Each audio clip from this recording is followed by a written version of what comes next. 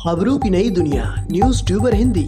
मायावती ने ऐसा क्यों कहा? गेस्ट हाउस कांड न होता तो सपा बसपा का गठबंधन देश पर राज कर रहा होता। बसपा सुप्रीमो मायावती ने कहा कि सपा का दलितों के प्रति अचानक प्रेम बढ़ गया है, लेकिन ये समाज कभी भी इनका नहीं हो सकता है। उन्होंने भाजपा पर भी जमकर हमला किया। बसपा प्रदेश मुख्यालय पर पार्टी के पदाधिकारियों के साथ समीक्षा बैठक करते हुए पार्टी सुप्रीमो मायावती ने सपा और भाजपा दोनों को निशाने पर लिया। उन्होंने कहा कि अगर सपा एहसान फरामोशी नहीं करती और 1995 में गेस्ट हाउस कांड ना होता तो आज ये गठबंधन देश पर राज कर रहा होता। लेकिन सपा की दलित और अति पिछड़ा विरोधी संगठन राजनीति और मुस्लिम समाज के प्रति छलावे से ऐसा नहीं हो सका। उन्होंने कहा कि निकाय चुनाव में सभी को मजबूती से जुट जाना है। लोग इस समय महंगाई, गरीबी, बेरोजगारी और बदहाल कानून व्यवस्था से त्रस्त हैं। भाजपा इन सब मुद्दों पर फेल हो गई है। स्मार्ट सिटी केवल कागजों में है। महंगाई और गरीबी के कारण गाँव तक में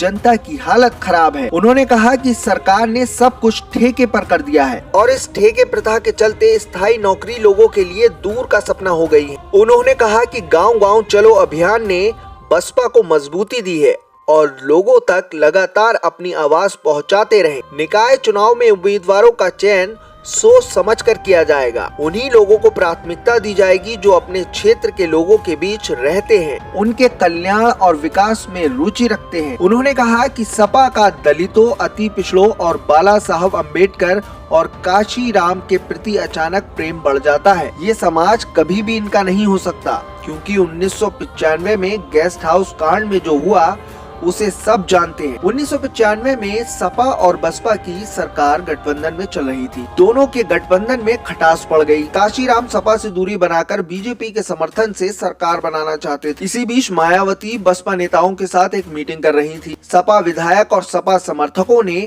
वहां पर हमला कर दिया था। ऐसे आरोप लगे थे कि मायावती के साथ भी बदसलूकी हुई है, जिसके बाद मुलायम सिंह और मायावती के बीच तलवारें खिंच गई थी।